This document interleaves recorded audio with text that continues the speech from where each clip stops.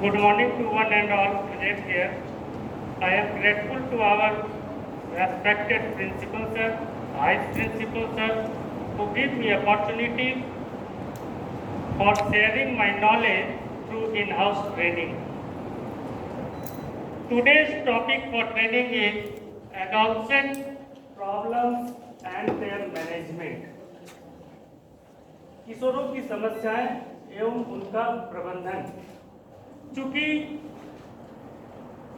ये जो उम्र है 13 से लेकर 18 वर्ष, ये बच्चों का बहुत ही नाजुक उम्र होता है और अगर बच्चों को हम डील करते हैं तो हमें उन बच्चों की समस्याओं को समझना पड़ेगा और समस्याओं को जब हम समझेंगे तो उसके बाद आज के ट्रेनिंग में हम लोग देखेंगे कि उनका प्रबंधन कैसे कर सकते हैं। तो फर्स्ट ऑफ ऑल हमें ये जानना होगा व्हाट इज एडोलसेंस, किशोरावस्था किसे कहा जाता है, किशोरावस्था क्या। The word adolescence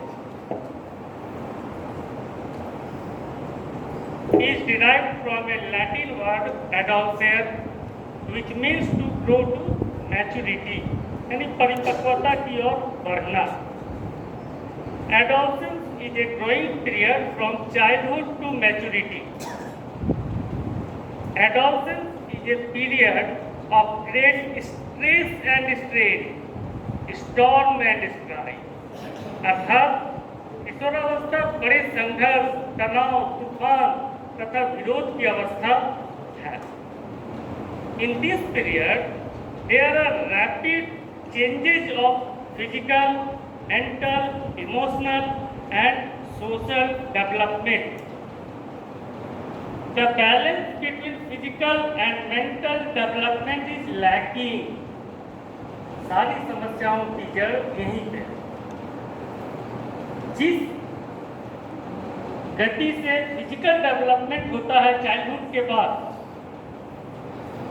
mental development उस अवस्था तक उतनी मैच्योर्ड नहीं होती है और हमें इसी के बीच में कमी दिखाई पड़ती है।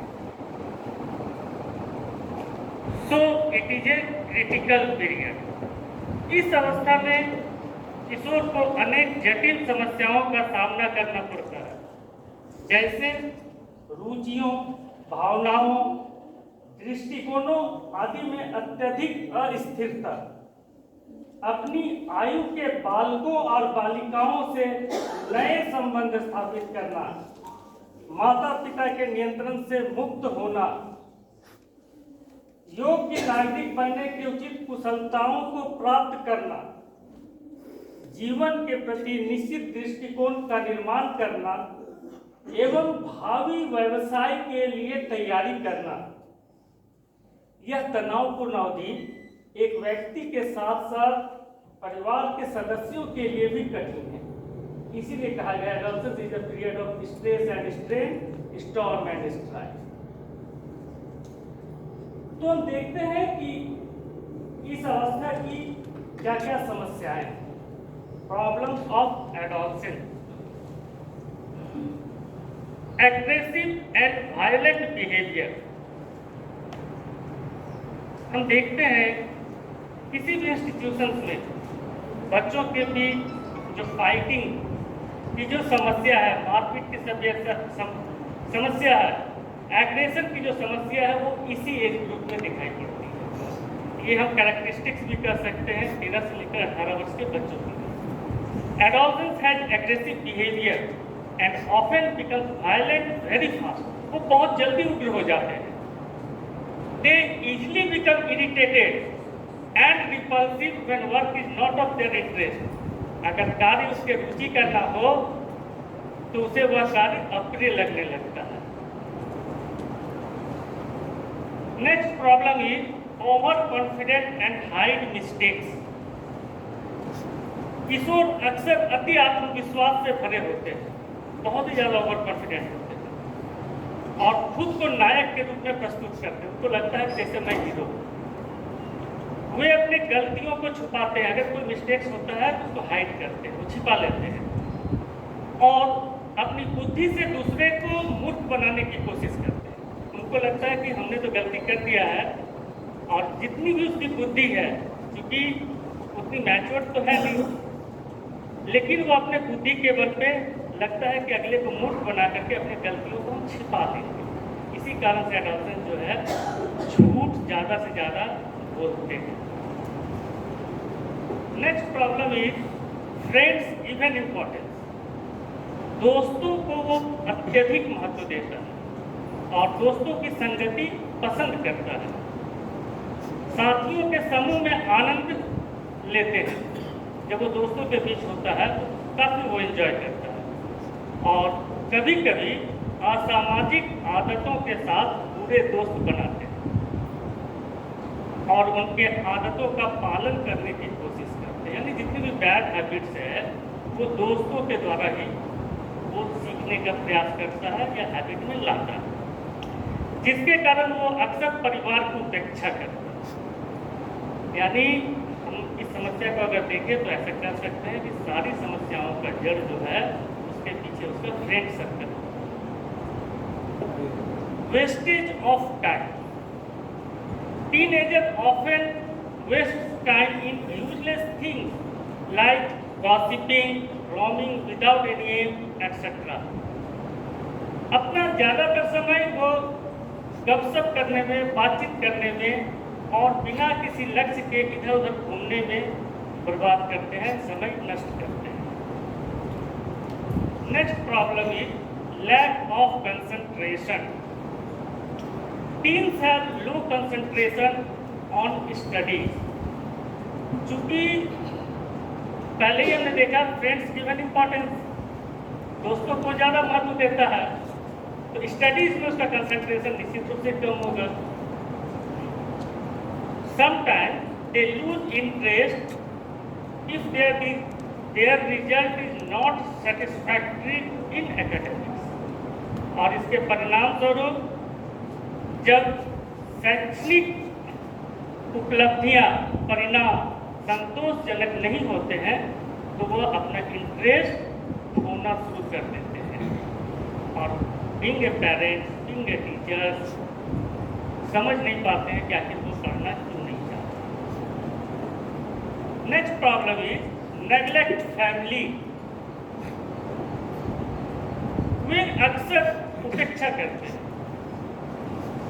अपने से बड़ों की कोई भी बातें हों तो उसका उपेक्षा कर देते हैं, माता पिता की बात सुनने से बचते हैं और निर्णय लेने के लिए आत्मनिर्भर महसूस करते हैं। उन्हें लगता है कि हम जो डिसीजन ले रहे हैं हम स्वयं डिसीजन ले सकते हैं। समस्या ये है कि फिजिकल डेवलपमेंट जिस रफ्तार से होती है, मेंटल डेवलपमेंट उस रफ्तार से नहीं हुई होती है, मेंटली वो मैच्योर नहीं होता है।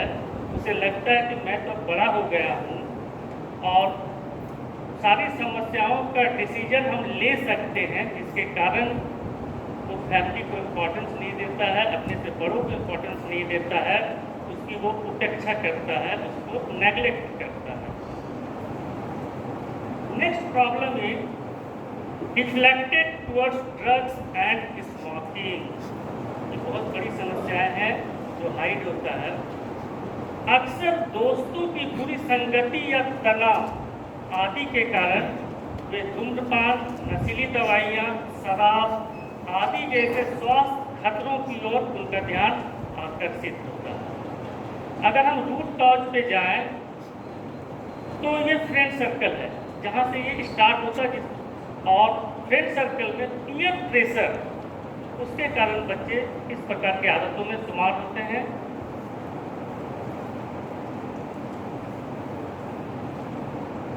ऑल ओवर द वर्ल्ड अगर हम टीनेजर्स ड्रग्स स्टेट्स को देखें तो 2019 डाटा के अनुसार 35% एडोलेसेंट मैरिजुआना का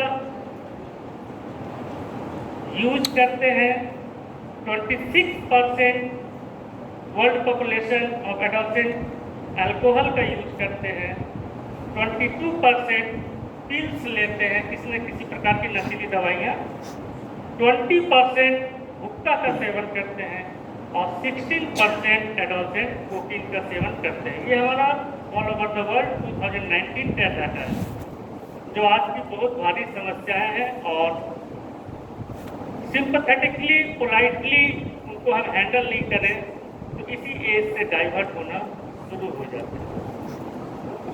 next problem is inadequate rest. Teenagers are often found under stress and they have a lot of tension. Thus, they are generally restless, which affects their health. ज़्यादातर बच्चों को हम देखते हैं तनाव में तो रहते ही हैं, चाहे वो स्टडी का प्रेशर हो, पेरेंट्स प्रेशर हो। प्रेशर से तनाव में रहने के कारण वो लेट नाइट तक वो जगे रहते हैं और गैपिंग डिस्कशन जब पेरेंट्स के द्वारा नहीं हो पाता है तो अंदर ही अंदर बच्चे स्ट्रेसफुल रहते हैं। अब हम समझ नहीं पाते हैं कि आखिर वो बिहेवियर इस प्रकार से क्यों उसका चेंज हो रहा है और जिसके कारण रेस्टलेस वो रहते हैं और हेल्थ अफेक्टेड होता है। Next problem is cyber addiction. ये आज की आधुनिक समस्याएं हैं। सबसे पहले जानना होगा साइबर एडिक्शन है क्या, ये कैसा लत है इंटरनेट का। साइबर लत एक व्यक्ति द्वारा मनोरंजन या सामाजिक उद्देश्यों के लिए खाली समय बिताने के लिए इंटरनेट का अत्यधिक बाध्यकारी उपयोग है। आवश्यकता से अधिक जब हम यूज करने के लिए बाध्य हो जाते हैं, यानी जैसे लगता है कि इसके बगैर हम अधूरा है। और आज हम हर एक घरों की समस्याएं देखते हैं, ये इस एडिक्शन से कोई बचा हुआ नहीं है। तो आखिर हम एडोलसेंस को बचाएंगे कैसे, तो ये हम आगे प्रबंधन में देखेंगे। और इसके परिणाम स्वरूप इस एडिक्शन से क्या इफेक्ट एडोलसेंस को होते हैं। इंटरनेट और स्मार्टफोन ऐप्स के एडिक्शन से किशोर अपने जीवन के वास्तविक दुनिया के रिश्ते, जो रियल वर्ल्ड रिलेशन है, वो तो वर्चुअल वर्ल्ड में जीने लगता है। जैसे वो एडिक्ट होता है साइबर का, अपने शौक, हॉबीज, सामाजिक गतिविधियां, जो भी सोशल एक्टिविटीज है, एवं अन्य पहलुओं की उपेक्षा करता है। यानी वो फिर धीरे धीरे जो है लॉनली जिसको कह सकते हैं अकेलापन जो है वो फील करने लगता है आगे चल करके। तो इन समस्याओं का समाधान हम कैसे करेंगे, इसको जानने से पहले जितनी भी समस्याएं हैं उन सभी समस्याओं को एक वीडियो क्लिपिंग के माध्यम से और अच्छे प्रकार से हम समझने का प्रयास करते हैं।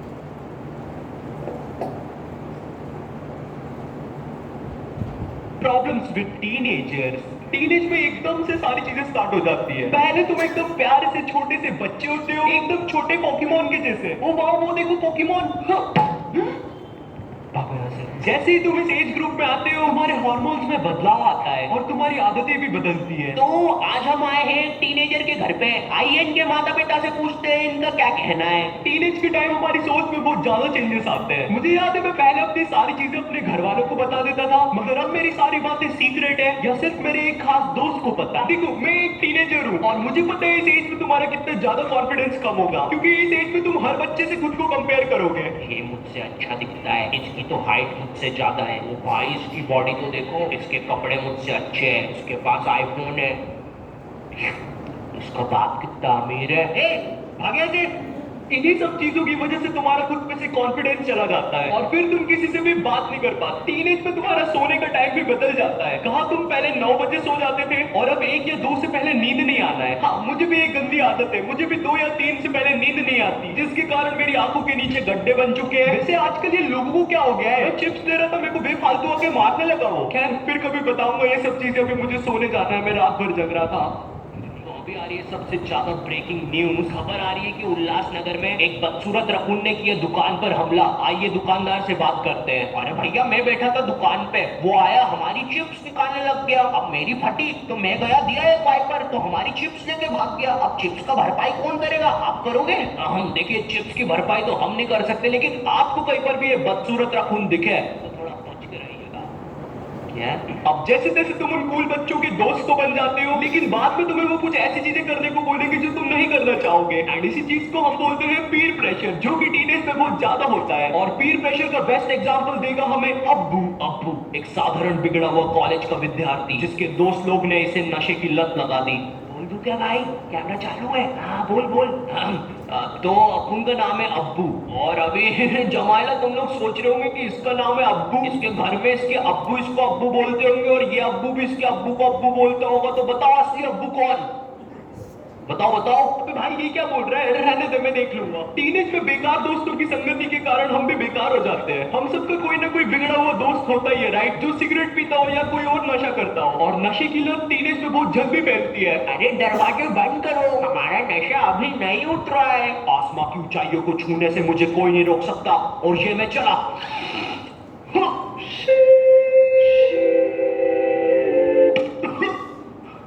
मजा आया।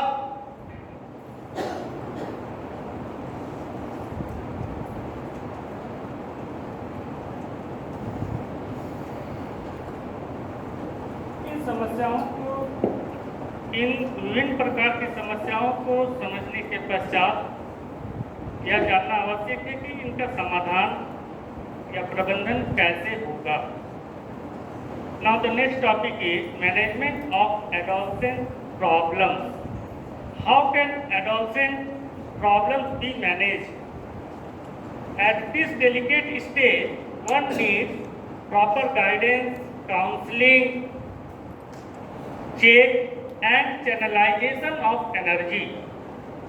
The following suggestions are helpful.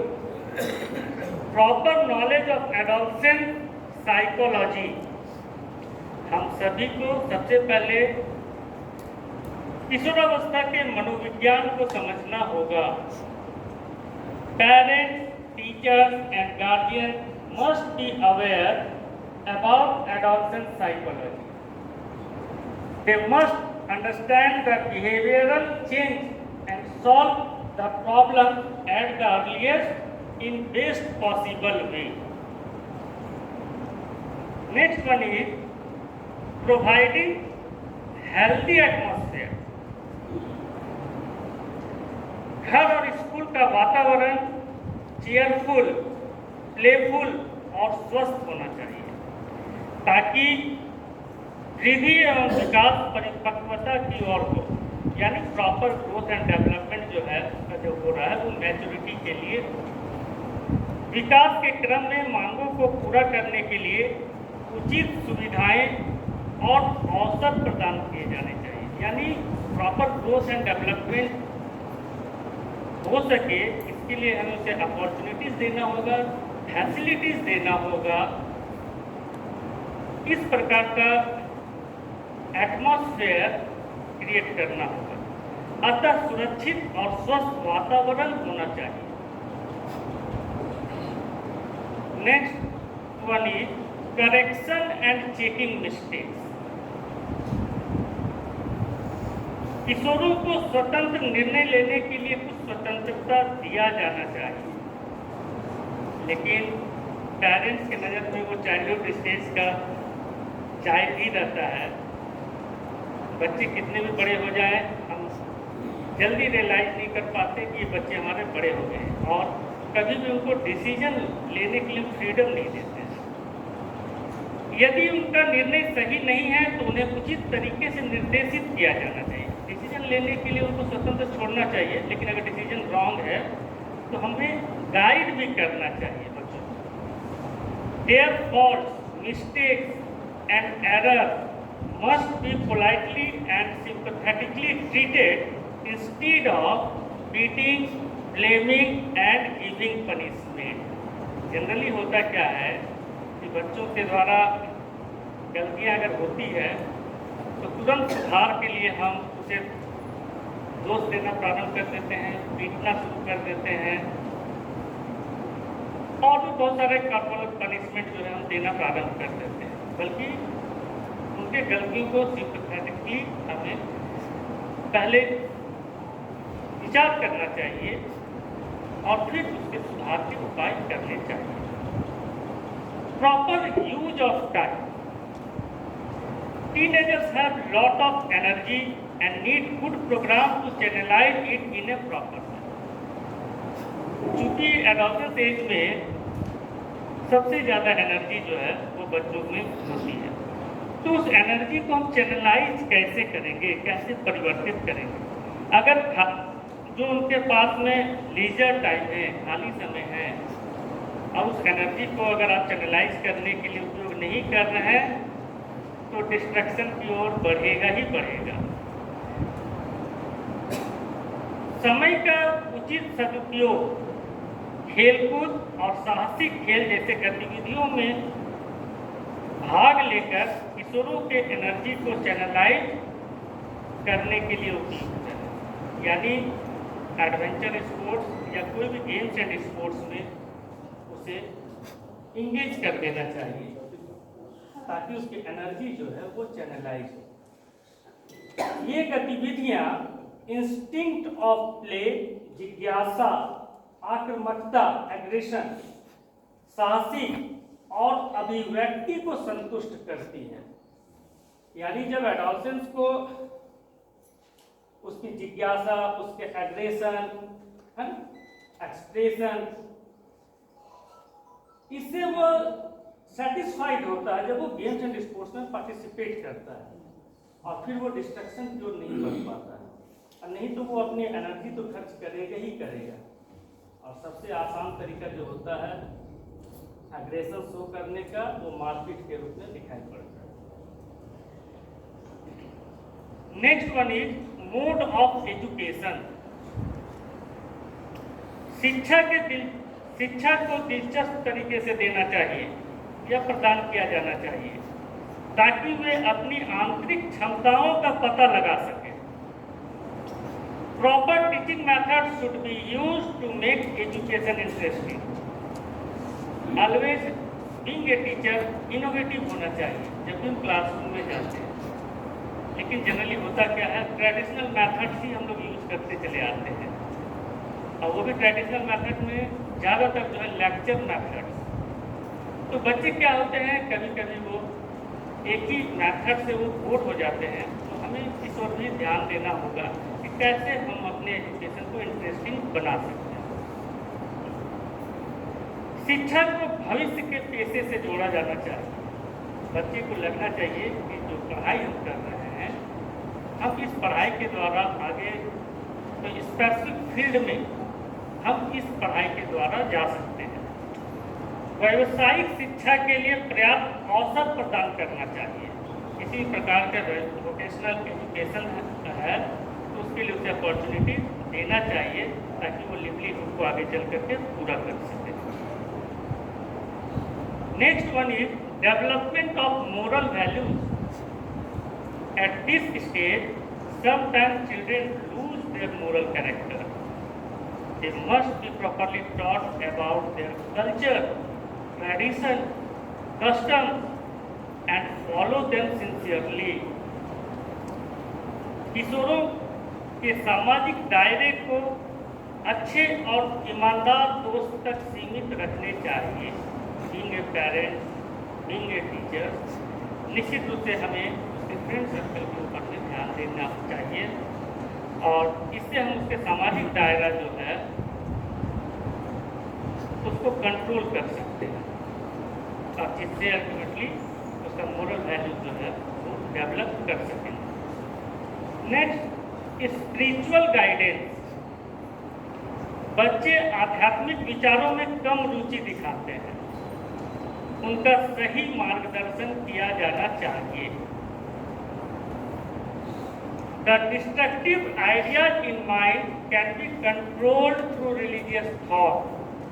हम लोग इस मामले में बहुत लकी हैं कि पढ़ाई के साथ साथ स्पिरिचुअल गाइडेंस भी वंदना सभा के द्वारा दी जाती है। Next, friendly attitude. बच्चे जब बड़े हो जाते हैं तो कहा भी गया है कि मित्रवत व्यवहार करना चाहिए। At this stage, adolescent wants to accept the friendly attitude. So parents and teachers should act more as friends rather than strict and rigid parents. किसी किसी फैमिली में तो इतनी गैपिंग होती है बच्चे और पिता के बीच में, पिता अगर एक कमरे में है तो बच्चे दूसरे कमरे में। तो मैं समझता हूँ कि इस प्रकार का वातावरण भी बहुत हद तक सही नहीं है।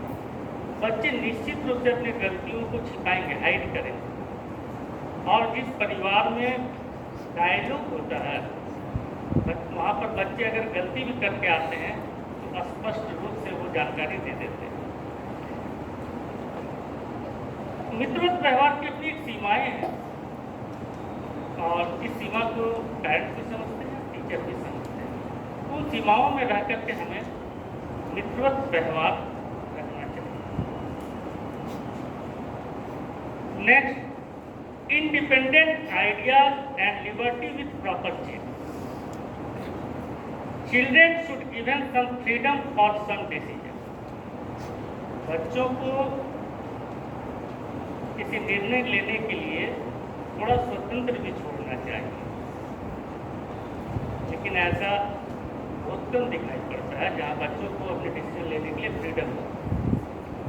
किशोरों के पास स्वतंत्र विचार भी हो सकते हैं जिनका उचित नियंत्रण के तहत कुछ स्वतंत्रता के साथ पालन किया जा सकता है। कभी कभी होता है कि जब हम डिस्कशन करते हैं तो अच्छे अच्छे विचार जो हो सकता है हमारे मन में ना आ रहा हो, हमसे वो काफ़ी उम्र में छोटा है लेकिन उसके मन में कुछ अच्छे विचार हो सकते हैं, तो उनको अपने विचार रखने की स्वतंत्रता देनी चाहिए, लेकिन कंट्रोल के साथ, नियंत्रण के साथ।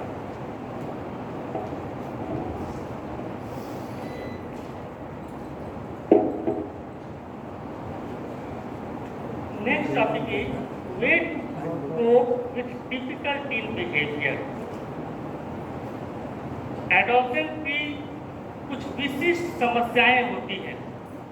अभी जो समस्याओं का जिक्र किया ये तो बहुत कॉमन था, लेकिन कभी कभी हमें कुछ विशिष्ट समस्याएं देखने को मिलती है, तो उसका सामना हम कैसे करेंगे। तो इसमें way to cope typical teen behaviour, first one is listen to their needs. उनकी जरूरतों को सुने। कभी कभी हम किसी बच्चे का परसेप्शन बना लेते हैं, तो जैसे ही हम उस बच्चे को देखते हैं इरिटेट हो जाते हैं कि तुम तो बदमाशी है। नहीं, हो सकता है कोई समस्या लेकर के वो आया हो, तो उनकी ज़रूरतों को पहले सुनना, उसके पश्चात एक्सप्रेस योर कंसर्न, अपनी चिंता व्यक्त करना। उसकी समस्या को सुनकर जब आप अपनी चिंता व्यक्त करेंगे तो उसको लगेगा कि मेरी समस्या का समाधान शायद इनके द्वारा हो सकता है। क्या करना नहीं करना ये बात की बात है, लेकिन उस समय हमें चिंता व्यक्त करनी चाहिए। उसके पश्चात गिव देम प्राइवेसी। उसने अपनी समस्या हमारे तक रख दिया, हमने अपनी चिंता व्यक्त की, उसके पश्चात उनके बातों को गोपनीयता देनी चाहिए। ऐसा नहीं कि हमें सारे जगहों पर उसकी अनावश्यक चर्चा करनी चाहिए। और उसके पश्चात सेट बाउंड्रीज, सीमाओं का निर्धारण करेंगे। यानी जो समस्या लेकर के वो आया था, हमने जो चिंता व्यक्त की, हमने उसको प्राइवेसी में रखा, लेकिन हम उसकी सीमाएं क्या है, बाउंड्रीज क्या है, ये भी उसका निर्धारण करते हुए उसकी समस्याओं का समाधान करेंगे। तब जाकर के कभी कभी जो टिपिकल बिहेवियर जो टीम के साथ विशिष्ट समस्या देखने को मिलती है उसका हम समाधान कर पाएंगे।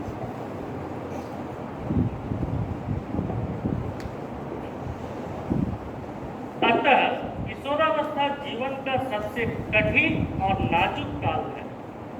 इस अवस्था में बालक का झुकाव जिस ओर हो जाता है वह उसी दिशा में वह जीवन में आगे बढ़ता है। अतः बालकों के भावी भाग्य और उत्कृष्ट जीवन के निर्माण में इस अवस्था की गरिमा से अपने ध्यान एक क्षण के लिए भी विचलित न करके अध्यापकों और अभिभावकों को उनकी शिक्षा का सुनियोजन और संचालन करना अपना परम पुनीत कर्तव्य समझना चाहिए। Thank you to all of you for listening today's topic. आज का विषय सुनने के लिए आप सभी का